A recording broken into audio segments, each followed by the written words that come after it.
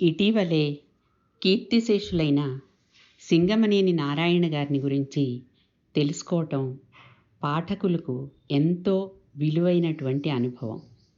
ఆయన ప్రధానంగా కథా రచయిత, విమర్శకులు. ఆయన అనంతపురం జిల్లా నివాసం. 1943లో జూన్ 26న జన్మించారు. తెలుగు మాస్టారిగా 30 ఏళ్ల పాటు అనంతపురం జిల్లా అంతా గ్రామీణ ప్రాంతాలలోనూ పట్టణ ప్రాంతాలలోనూ కూడా ఉద్యోగం నిర్వహిస్తూ, రచయితగా ఒకవైపున కథలు, విమర్శలు రాస్తూ చేస్తూ, మరొక వైపున జిల్లా సమస్యల గురించి ఎంతో పట్టించుకుని జలసాధన సమితి వంటి సంఘాలలో ప్రధాన భూమిక నిర్వర్తిస్తూ ఒక పౌరుడిగా తన బాధ్యతలను తాను నెరవేర్చిన వ్యక్తి. అలాంటి వ్యక్తి మనకు దూరమయ్యారంటే అది ఈ సమాజానికి చాలా వెలితి, లోటు, పూడ్చలేనటువంటిది. ఆ సింగమనేని నారాయణ గారి కథల గురించి ఇవాళ మనం కొంచెం సేపు ముచ్చటించుకుందాం. అపారమైన జీవితానుభవము, సాహిత్యానుభవము ఉన్న రచయిత సింగమనేని నారాయణ గారు. మార్క్సిస్ట్ దృక్పథంతో సామాజిక మానవ సంబంధాలను విశ్లేషించగల రచయిత కూడా.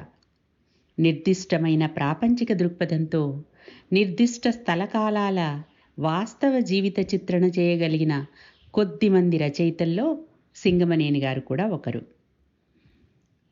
రాయలసీమ భౌగోళిక ప్రాంతంలో సన్నకారు రైతాంగ జీవన్మరణ పోరాటాలను చిత్రించి రాయలసీమ కథకు ఒక స్వరూపాన్ని, స్వభావాన్ని సమకూర్చి గుణాత్మకమైన మార్పుని తెచ్చిన రచయితలలో మొదటిగా చెప్పుకోవలసిన పేరు సింగమనేని నారాయణ గారు. మార్క్సిస్ట్ ప్రాపంచిక దృక్పథాన్ని యాంత్రికంగా అన్వయించే రచయిత కాదీయన. జీవితాన్ని పరిశీలించటంలో ఆయన దృక్పథం ఆయనకొక ప్రత్యేక దృష్టినిస్తుందే కానీ ఆ దృక్పథమే ఆయన దృష్టిని నిర్దేశించదు. అంటే సమాజంలోనూ జీవితంలోనూ వస్తున్న కొత్త సమస్యలను, మార్పులను ఆయన యాంత్రికంగా అర్థం చేసుకుని రాయడు, సృజనాత్మకతను వీడడు. ఆయన కథలు సింగమనేని నారాయణ కథలు అనే పేరుతో విశాలాంధ్ర పబ్లిషింగ్ హౌస్ వాళ్ళు 2 సంవత్సరాల క్రితం అనుకుంటా 2018లో తీసుకువచ్చారు. అందులో దాదాపు 18 కథలు దాకా ఉన్నాయి. ఆ 18 కథల్లో 10 కథలు పూర్తిగా సామాజిక నేపథ్యంలో అట్టడుగు వర్గాల వాళ్లకు సంబంధించినటువంటి కథలు. ఆయన కథలు రాయటం 70లలో మొదలుపెట్టారు. 79 నుంచి చాలా మంచి కథలు, సమాజాన్ని ప్రభావితం చేసేటటువంటి కథలు, ఎవరు చూడనటువంటి కోణాలను, చీకటి పార్శ్వాలను తడిమేటటువంటి కథలు రాశారు. 1979లో ఆయన ఉచ్చు అనేటటువంటి కథ రాశారు. ఇది గ్రామీణ ప్రాంతాలలో వెనకబడిన వర్గాల, వెనకబడిన జీవుల అంటే దళితుల జీవితాలు ఎలా బలైపోతాయో తెలియజేసేటటువంటి కథ. ప్రభుత్వాలు ఏవో పథకాల పేరుతో వాళ్ళకిచ్చిన కొంచెం రాయితీలను, కొంచెం డబ్బునో, భూమినో మళ్ళీ సంపన్న వర్గాల వాళ్ళు, అగ్రకులాల వాళ్ళు ఎలా తమ స్వంతం చేసుకుంటారో చెప్పేటటువంటి కథ ఇవ్వచ్చు. ఇందులో దళితులకు భూస్వాధీన వారోత్సవాలు అనేటటువంటి పేరుతో ప్రభుత్వం 3 ఎకరాల భూమి ఇచ్చింది. అయితే ఆ ఊర్లో కర్రోడికి కూడా ఆ 3 ఎకరాలు వచ్చింది. కర్రోడు, ఆయన కుటుంబం కూడా పూర్తిగా ఆ భూమికి అంకితమై 24 గంటలు 365 రోజులు ఆ పనికిరాని బీడు భూమిని పదును చేసుకోవటానికి శ్రమించారు. అయితే వెంకట్రెడ్డి కళ్ళు ఆ భూమి మీద పడ్డాయి. వెంకట్రెడ్డికి కర్రోడు బాకీ ఉన్నాడు. ఆ బాకీ కింద ఎలాగోలా ఈ భూమిని లాక్కోవాలని అతని పన్నాగం. ఊరి పెద్ద రామిరెడ్డితో పంచాయతీ పెట్టించి ఆ భూమిని తనకు దక్కించుకునేలాగా వ్యూహం పన్నాడు. కర్రోడికి ఇక మరే దారి లేదు. అంటే పేద ప్రజల తరపున మాట్లాడేటటువంటి ఒక్క గొంతు కూడా గ్రామంలో లేకపోవటం, పెత్తనాలు, పంచాయతీలు, ఆక్రమణలు, దౌర్జన్యాలు అన్నీ అగ్రకులాల వాళ్ళు చేస్తూ దళితులను ఎట్లా అణిచివేస్తారో, ప్రభుత్వం నామమాత్రంగా ఇచ్చినటువంటి సంక్షేమ వరాలను కూడా వాళ్ళే ఎలా ధారాదత్తం చేసుకుంటారో ఈ కథ మనకి వివరిస్తుంది. ఈ కథను ఆయన 79లోనే రాశారు. ఆ తర్వాత 82లో ఆయన మరొక మంచి కథ ఊబి, అంటే ఆనాటి కథ. ఆయన ఎప్పటికప్పుడు తన సమకాలీనంలో జరుగుతున్నటువంటి సమస్యలను, ముఖ్యంగా గ్రామీణ ప్రాంతాల్లో రైతులకు, కూలీలకు ఎదురవుతున్నటువంటి సమస్యలను కథావస్తువులుగా ఎంచుకుని రాస్తారు. ఊబి కథల్లో వానలు లేవు, పంటలు లేవు. అసలే అనంతపురం జిల్లా దుర్భిక్షమైనటువంటి జిల్లా. అట్లాంటి జిల్లాలో వానలు లేక, పంటలు లేక ఎలా అంటూ ఒక బోరు బావి తవ్వించాలని చెప్పి ఒక రైతు ప్రయత్నిస్తాడు. బోరు బావి తవ్వించడానికి చాలా డబ్బు ఖర్చు అవుతుంది. ఎంత డబ్బు ఖర్చయినా ఒక బావి అంటూ పడితే ఆ ఊళ్ళో వాళ్ళకి పర్వాలేదు, కానీ ఆ బావి కూడా పడదు, ఆ నీళ్లు పడవు, బండ పడుతుంది. ఆ బండను తొలవటం మా వల్ల కాదు అని వచ్చినటువంటి ఇంజన్ పని వాళ్ళు వెళ్ళిపోతారు. కానీ చివరికి అతనికి వచ్చిన కరెంటు బిల్లు తడిసి మోపెడవుతుంది. ఉన్న అప్పులకు తోడు మళ్ళీ కరెంటు బిల్లు అనేది ఆయన ఇక అది ఒక ఊబి. ఆ అప్పుల ఊబిలో ఎట్లా మునిగిపోతారు, మరి పైకి ఎలా లేవలేకుండా అయిపోతారనేది ఊబి కథలో ఆయన చిత్రించాడు. తర్వాత 87లో ఆయన ఒక విముక్తి అని ఒక కథ రాశారు. చాలా దయనీయమైనటువంటి కథ అన్నమాట. అంటే మామూలుగా మనం రైతు జీవితాలు, స్వతంత్ర జీవితాలు అనుకుంటాం. అంటే ఒకరి కింద పని చేయనవసరం లేదు, ఒకరికి లొంగి ఉండనవసరం లేదు, స్వతంత్రంగా ఉన్నటువంటి భూమిని ఏదో తీసుకుని ఉన్నటువంటి వనరులతో కొంతైనా ఎవరికి లొంగి ఉండాల్సిన పని లేకుండా బ్రతకొచ్చు అని చెప్పి అనుకుంటారు. కానీ వ్యవసాయం గిట్టుబాటు కాకపోతే ఏమవుతుంది? వ్యవసాయం గిట్టుబాటు కానప్పుడు రైతు ఆ భూమి ఎలా భారంగా అనుకుంటాడు. ఆ భూమిని అతను మొయ్యాల్సి వస్తుంది. భూమి రైతుని సాకటం కాకుండా ఆ భూమిని రైతు సాకి చదును చేసి దాన్ని పంట పండించి ఎంత చేసినా కూడా ఫలితం రాక చాలా బాధలు పడుతుంటారు. అప్పుడు ఒక రైతు అని ఏమనుకుంటాడు? ఆ రైతు ఊళ్ళో వెళ్తూ ఉంటే మామూలుగా వామపక్షాల వాళ్ళు భూమి కోసం, విముక్తి కోసం నడు అంటూ నినాదాలు ఇస్తూ ఊరేగింపుగా వెళ్తుంటారు. ఆ వెంకటప్ప అనే రైతుకి ఆ మాట వింటే నవ్వొస్తుంది. అప్పుడు అనుకుంటాడు, ఈ కమ్యూనిస్ట్ పార్టీ వాళ్లకు బుద్ధే లేదు, ఎన్నేండ్లొచ్చినా ఒకటే అరుపులే, ఇంకా భూమి కోసం పోరాటమంట. భూమినెత్తిన కట్టుకుని ఏం చెయ్యాలో? భూమిలుండే వాళ్ళంతా రాజ్యాలు భోంచేస్తూ ఉండారు కావల్ల. ఈ ఊళ్ళో భూమిలోనేవాడెవడు? ఉండి బాగుపడినోడెవడు?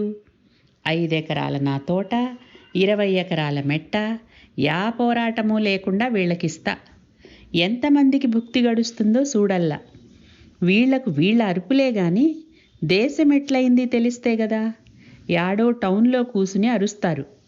తాగేదానికే నీళ్లు లేకుండా సస్తా ఉంటే భూమి కోసం పోరాటమంట. నన్నడిగితే భూమిని వదిలించుకునేదానికి చెయ్యల్ల పోరాటం అని గొణుక్కుంటాడు.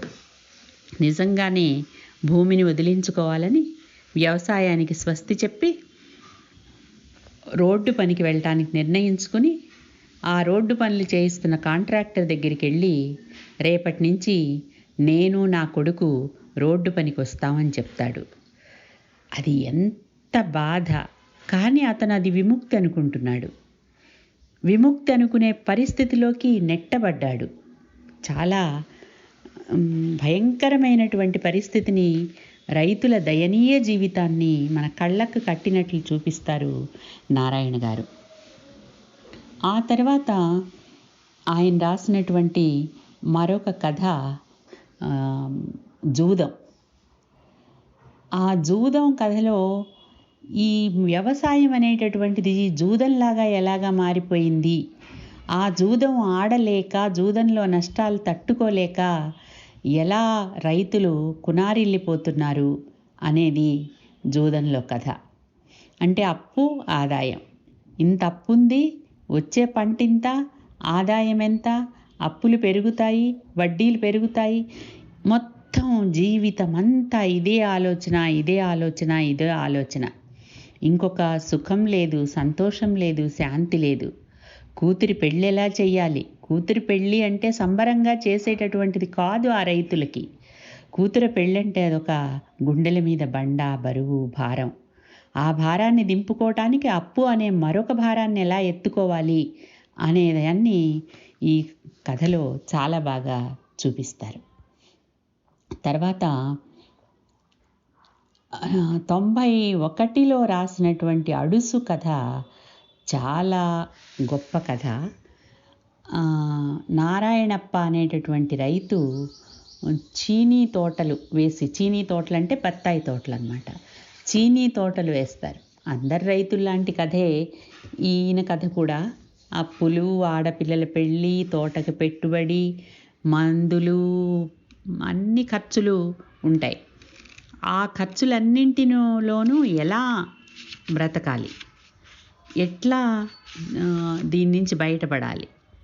సరే, ఏదో ఆసారి బత్తాయి తోట బాగా పండింది, ఆ పండినటువంటి పంటకు మంచి రేటు కూడా ఉందని చెప్పి తెలుస్తుంది. తెలిసి సంతోషపడుతూ నాగపూరు లారీలకు ఎక్కించుకుని వెళ్తారు.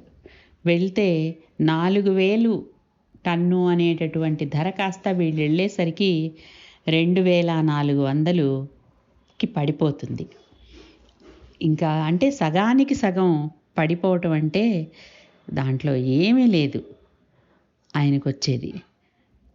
పైగా మండీ వాళ్ళు ఏం చేస్తారు, ఈయన 9.9 టన్నులు తీసుకువెళ్తే 23,760 రూపాయలు వస్తాయి. అందులో మండీ వాళ్ళ కమిషన్ 1,900 పోతుంది, లారీ బాడుగ 4,400 పోతుంది, డ్రైవర్ మామూలు 150, అన్లోడింగ్ ఛార్జీలు 300, కాటాకు 15. ఇవిగాక మండీ అసోసియేషన్కు ధర్మం కింద 150 రూపాయలు మినహాయించుకుని నారాయణప్ప చేతికి 16,850 రూపాయలు ఇచ్చారు. అంటే 23,000 రూపాయలకి అతి తక్కువ ధరకి తన సరుకును అమ్ముకుంటే తీరా చేతికొచ్చేసరికి అవి 16,000 అయిపోయినాయి. ఏం చేస్తాడు? మొగం కళతప్పి పాలిపోవటం తప్ప ఏం చేయగలరు? ఏమీ చెయ్యలేక, ఏమీ తీసుకెళ్ళలేక ఆ రోజు రాత్రి నిద్ర పట్టక చీనీ తోట అంటే ఆయనకి విరక్తి వచ్చేస్తుంది. ఈ తోటని ఏం చెయ్యాలి, ఇది నాకు పెద్ద బరువుగా ఉన్నది అని చెప్పి కొడుకుని నిద్ర లేపుకుని 2 గొడ్డళ్ళు తీసుకుని తోటకు వెళ్ళి కొడుకుతో, ఒరే రాముడు, ఈ చెట్లను మనం ఇంకా సాకలేమురా, ఇవి మనల్ని సర్వనాశనం చేస్తాయిరా, వీటి పీడ వదిలించుకుంటే కాని మనం బతకలేమంటూ గొడ్డలి పైకెత్తి ఒక చెట్టును తన చేతుల సత్తువ కొద్దీ బలంగా 4 వేట్లు వేశాడు నారాయణప్ప. అట్లా గొడ్డల దెబ్బలతో ఆ చీనీ తోటని నరికి వేస్తే కానీ అతనిలో ఉన్న అశాంతి, అలజడి, కోపం, ఏం చెయ్యాలో తెలియనటువంటి ఒక గందరగోళం, ఇవన్నీ కూడా తగ్గలేదన్నమాట. అంటే అడుసు బురద, ఆ బురదలో చిక్కుకున్నాడు. రైతులు ఊబుల్లో, అడుసుల్లో, జూదాల్లో చిక్కుకుపోయినటువంటి విధానాన్ని ఆయన తన కథల్లో రాశారు.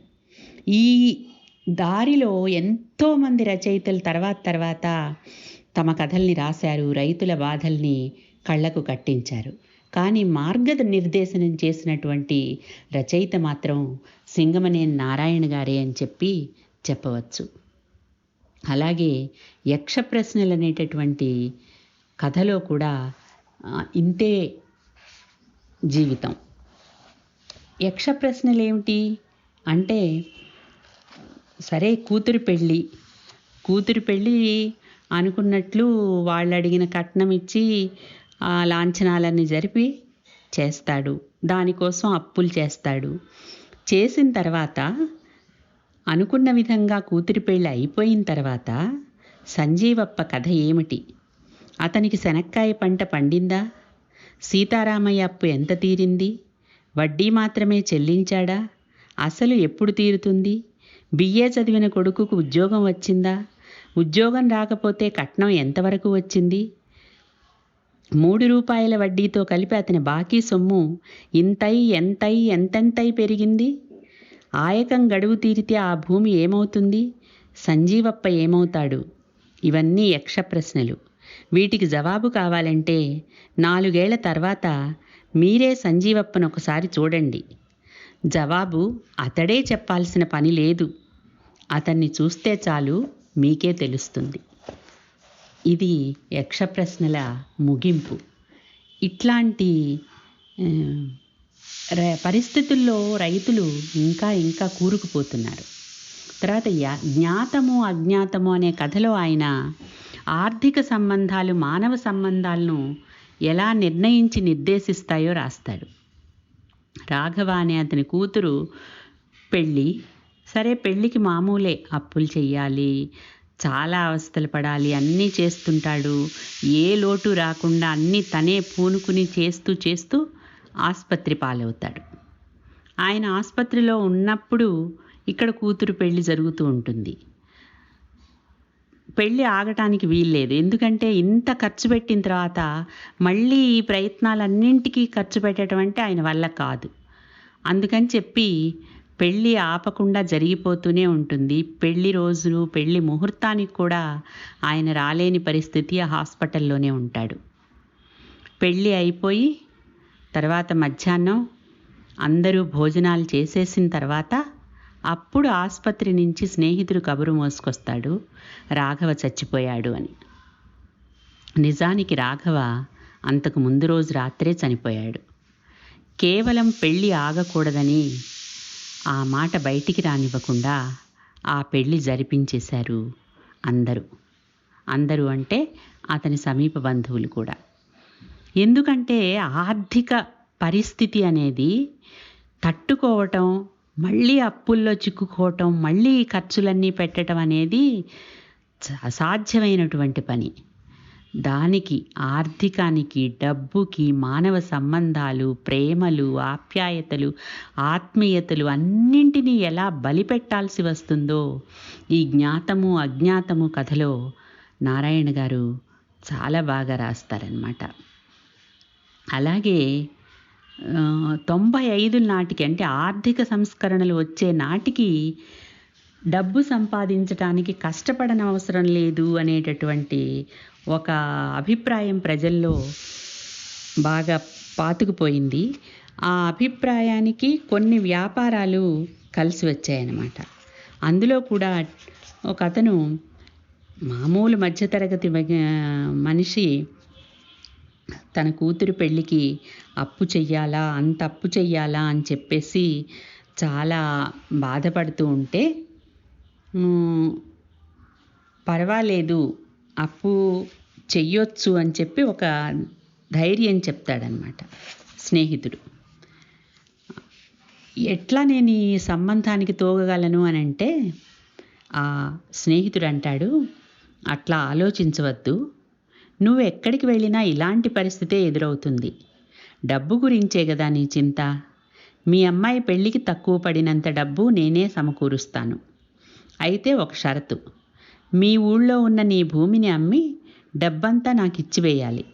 నా బాకీ పోగా మిగిలిన మొత్తాన్ని మా కార్పొరేషన్లో వేస్తాను. 3 సంవత్సరాల్లో రెట్టింపు చేసి మీ రెండో అమ్మాయి పెళ్లి కూడా నేనే జరిపిస్తాను అన్నాడు నరసింహం. చాలా ఆశ్చర్యపోతాడనమాట.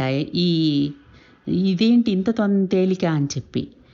అలాగే భూమిని అమ్మేయటం మంచిదేనా? నరసింహం చెప్పిన పద్ధతిలో డబ్బును పెంచుకోవటం సరైందేనా అని ఆలోచిస్తాడు. కానీ 90ల తర్వాత అందరూ కూడా తేలిగ్గా డబ్బు సంపాదించేటటువంటి మార్గాలే వెతుక్కుంటున్నారు.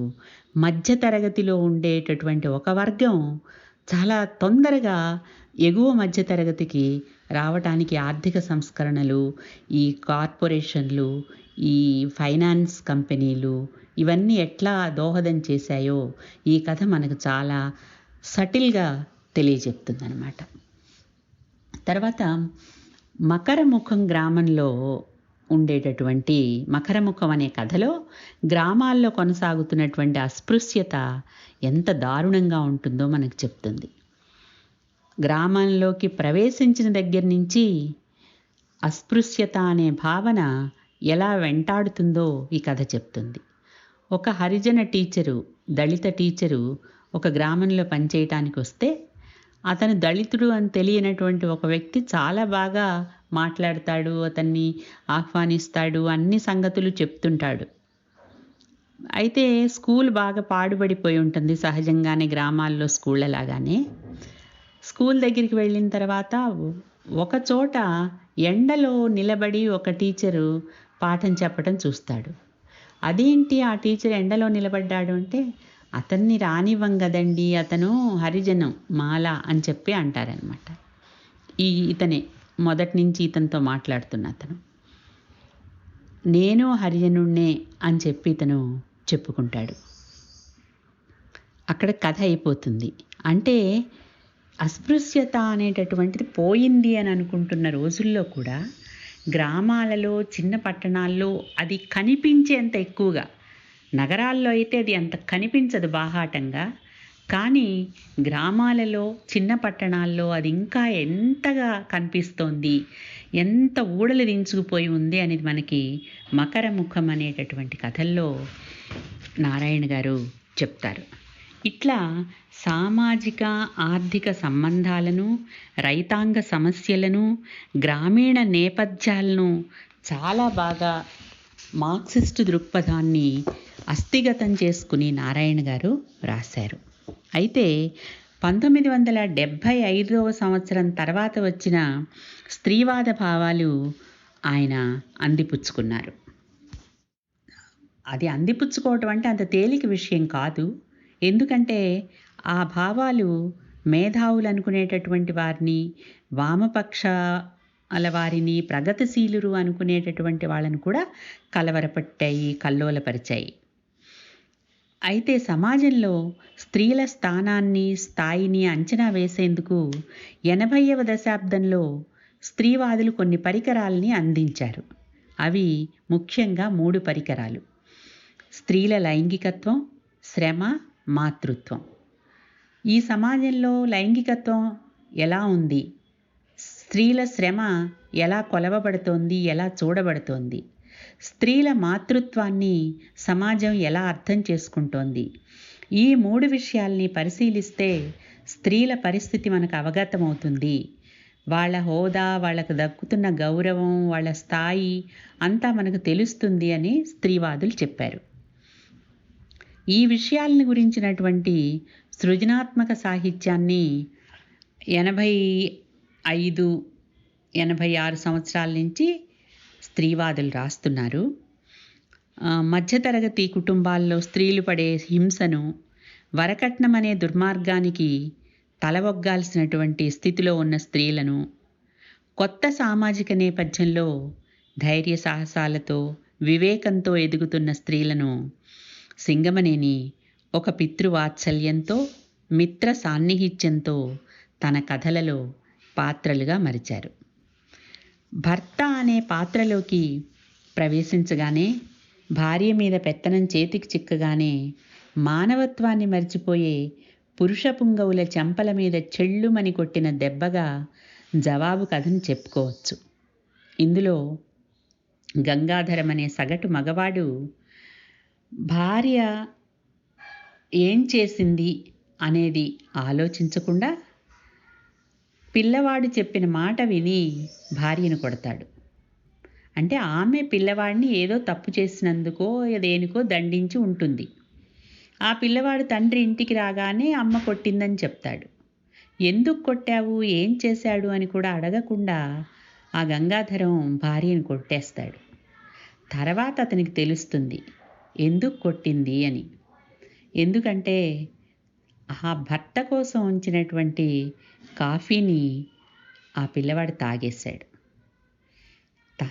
అది అయ్యో భర్తకు కాఫీ లేవే అని పిల్లవాడిని ఒక చిన్న దెబ్బ వేస్తే అసలు కారణం అక్కర్లేదన్నమాట భార్యల్ని హింసించటానికి. కారణం తెలుసుకోనవసరం లేకుండా ఈ హింస ఎలా కొనసాగుతుందో జవాబులో ఆయన చెప్తారు. అలాగే కొత్త తరం స్త్రీలను పరిచయం చేయటంలో సింగమనేని గారికి ఉత్సాహం చాలా ఎక్కువ.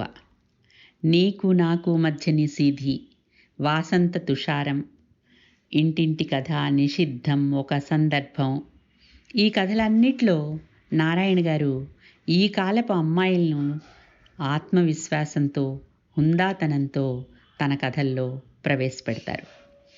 తమ జీవితాల గురించి తామే ఆలోచించుకునే అమ్మాయిలు, తామే నిర్ణయాలు తీసుకునే అమ్మాయిలు, తమ జీవితాలని మార్చుకోవాలని ఉత్సాహంతో, ధైర్యంతో కదిలే అమ్మాయిలు పాత్రలుగా ఆయన కథల్లో మనకి ప్రత్యక్షమవుతారు. నీకు నాకు మధ్య నిశీధి చాలా మంచి కథ.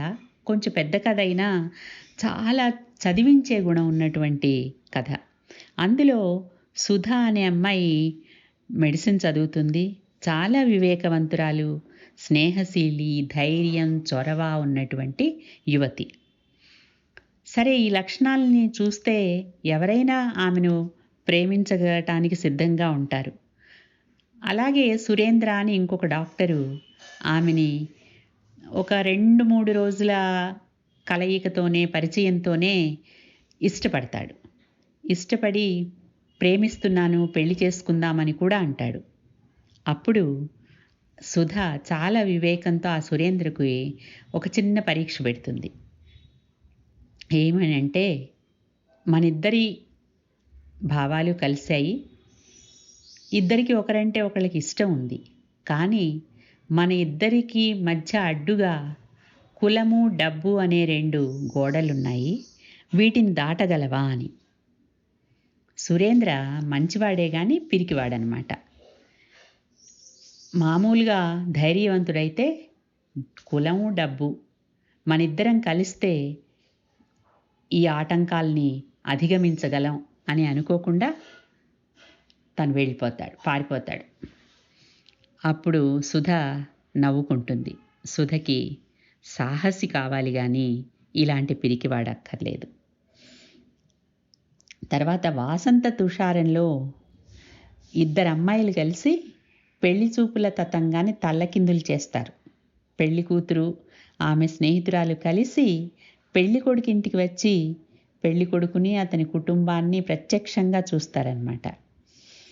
మొట్టమొదట వీళ్ళు చేసినటువంటి పని ఆ మామగారికి కొంచెం కోపం తెప్పిస్తుంది, కానీ అత్తగారు కూడా ఆధునిక భావాల్ని చక్కగా అర్థం చేసుకునేది అవటంతో ఈ అమ్మాయిల్ని సరదాగా, సంతోషంగా ఆహ్వానించి వాళ్ళకి ఆ ఇంట్లో ఒక సానుకూలమైన వాతావరణాన్ని కల్పించటంతో వాళ్ళిద్దరూ చక్కగా ఆ ఇంట్లో ఇమిడిపోతారు.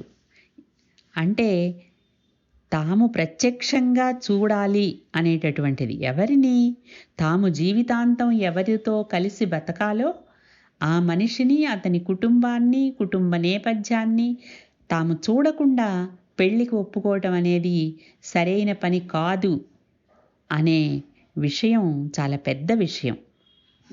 ఆడపిల్లలు తమ జీవితాలకు తామే బాధ్యత వహించటం, తన జీవితాన్ని మరెవరి ఆలోచనలకో వదలకుండా బాధ్యత పడటమే స్వేచ్ఛ. ఆ స్వేచ్ఛని ఈ పిల్లలు తీసుకుని వెళ్తారన్నమాట. ఇంత పెద్ద విషయాన్ని సరదాగా, తేలికగా ఒప్పించే విధంగా నారాయణ గారు రాశారు. కథకుడిగా ఆయనకున్న నేర్పరితనం మనకిక్కడ కనిపిస్తుంది. తర్వాత ఒక సందర్భంలో కథానాయిక అసలు కథలో మనకెక్కడ కనిపించదు. కథంతా ఆ అమ్మాయి తండ్రి ఎంత అవివేకమైన పని చేస్తున్నాడు అనే దాని మీద నడుస్తుంది. ఏం చేస్తాడా తండ్రి? 10 లక్షల కట్నం ఇవ్వడానికి ఒప్పుకుంటాడు. అంతేకాదు, అమ్మాయి చేస్తున్నటువంటి ఉద్యోగాన్ని మాన్పించడానికి కూడా ఒప్పుకుంటాడు. లోకంలో ఇలాంటి తండ్రులు అసంఖ్యాకంగా ఉన్నారు. కానీ ఈ తండ్రి కూతురు లావణ్య మాత్రం చాలా విశిష్టమైనటువంటి వ్యక్తి, వేళ్ల మీద లెక్కబెట్టగలిగినటువంటి వ్యక్తి. ఆ తండ్రి నిర్ణయాన్ని తిరస్కరించి నిశ్చితార్థం రోజు అదృశ్యమై అపాయాన్ని నుంచి తప్పించుకుంటుంది. ఆ అమ్మాయి కథలో కనిపించకపోయినా పాఠకుల మనసులో మాత్రం చిరకాలం గుర్తుండిపోతుందన్నమాట. ఎంత బాగా చేసింది ఈ అమ్మాయి అని చెప్పి అంటుంది. అలాగే నిషిద్ధం కథలో మమత అనేటటువంటి అమ్మాయి సంస్కార రీత్యా చాలా పరిణితి చెందిన అమ్మాయి అన్నమాట.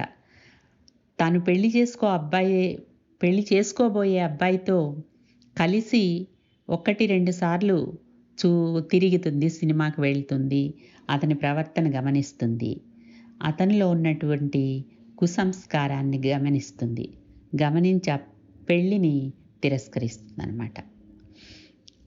ఇంటి చాకిరీ గురించి కూడా 2 మంచి కథలు రాశారు ఆయన. ఇంటి చాకిరీకి విలువ లేదని మనందరికీ తెలుసు. అలాగే ఈ విలువలేని ఇంటి చాకిరీ చేయటం వల్ల స్త్రీలకు కూడా విలువ లేకుండా పోయిందని తెలుసు. ఇప్పటికి కూడా పరిస్థితిలో ఏమీ మార్పు లేదు. స్త్రీవాదులు ఇంటి చాకిరీని శ్రమగా గుర్తించాలన్న లక్ష్యంతో ఎంతో సిద్ధాంత చర్చ చేస్తున్నారు. ఎన్నో ప్రతిపాదనలు చేస్తున్నారు. ఇంటి చాకిరీని శ్రమగా గుర్తించినప్పుడు, దానికి ఒక విలువ ఉన్నప్పుడు మగవాళ్ళు కూడా ఆ పనులు చేయడానికి సంకోచించరు. దానివల్ల స్త్రీలు మోస్తున్నటువంటి భారం చాలా తగ్గిపోతుంది. ఇది సమాజంలో స్త్రీ పురుషులిద్దరికీ అర్థం కావాల్సినటువంటి విషయం. ఈ విషయాన్ని వస్తువుగా తీసుకుని తనదైన సరళత్వంతో, స్పష్టతతో 3 కథలు రాశారు. ఇంటింటి కథ, శ్రమైక జీవనం, తరగతి గదిలో తల్లి.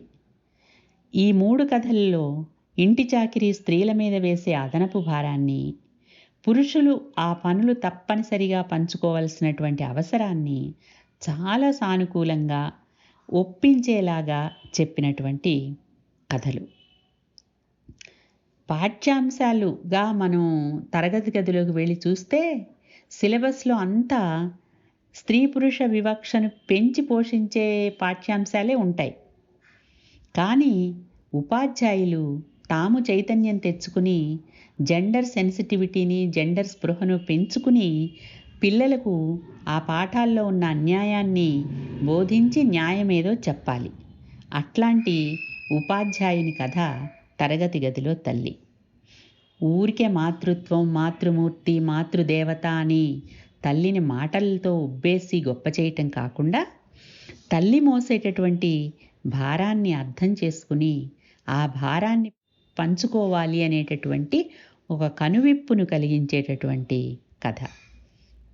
ఇంటింటి కథేమో స్త్రీల ఇంటి చాకిరి వాళ్ళని శారీరకంగా, మానసికంగా ఎలా కుంగదీస్తుందో చెప్తుంది. దాని నుంచి బయటపడాలనే ఆలోచన కలగజేస్తుంది. అయితే ఈ మధ్య రాసినటువంటి కథ అంటే సింగమనేని నారాయణ గారి దాదాపు చివరి కథ అనుకుంటాను, అది గురజాడ అపార్ట్మెంట్స్. అందులో ఒక చక్కటి పరిష్కారం కూడా చూపించారు. ఆ అపార్ట్మెంట్స్లో ఉండే ప్రతి స్త్రీ ఎంతో కష్టపడుతూ గబగబా వంట పనంతా ముగించుకుని ఆఫీసులకో ఉద్యోగాలకో బయలుదేరి వెళ్ళిపోయి పరుగులు తీస్తూ మళ్ళీ వచ్చి మళ్ళీ వంటలు మొదలుపెట్టి, ఇదంతా కాదని అందరూ కలిసి ఒక కామన్ కిచెన్ పెట్టుకుంటారు, ఉమ్మడి వంటగది.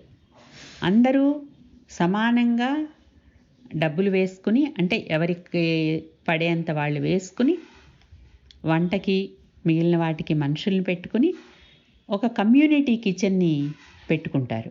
దానివల్ల ఎంత సుఖము, ఎంత హాయి, ఎంత శ్రమ కలిసి వస్తుంది, ఎంత సమయం ఆదా అవుతుంది. దీన్ని చెప్తూ ఆయన గురజాడ అపార్ట్మెంట్స్, గురజాడ అని ఎందుకు పెట్టారంటే ఈ ఆలోచన మొట్టమొదట గురజాడ తన జీవిత కాలంలో చేశారు. గురజాడ ఇంటి చాకిరీని గమనించి దానికి పరిష్కారంగా ఒక కమ్యూనిటీ కిచెన్స్ ఉండాలి అనేటటువంటి ఆలోచన ప్రతిపాదించారు.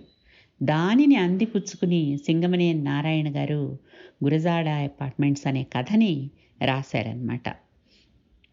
అంటే సమాజంలో స్త్రీల పట్ల రావాల్సిన సంస్కార దృష్టి సింగమనేని గారు మనకి తెలియజేస్తారు.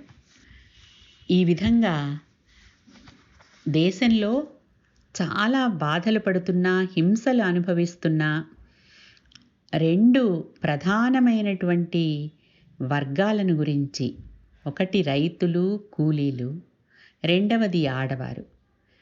ఈ ఈ ప్రధానమైనటువంటి ఈ వర్గాల గురించి నారాయణ గారు చాలా మంచి విలువైన కథలు, కొత్త ఆలోచనలను పరిచయం చేసే కథలు, రాబోయేటటువంటి రచయితలకు మార్గనిర్దేశనం చేసేటటువంటి కథలు రాసి కథకుడిగా చిరకాలం మనకు గుర్తుండిపోతారు. నారాయణ గారికి మనస్ఫూర్తిగా నమస్కారాలు తెలియజేసుకుంటూ, జోహార్లు చెప్పుకుంటూ ఆయన కథలను మళ్ళీ మళ్ళీ చదువుకుందాం. ఆయన లాంటి సంస్కారాన్ని అలవరుచుకునేందుకు ప్రయత్నిద్దాం. సెలవు. ఓల్గా.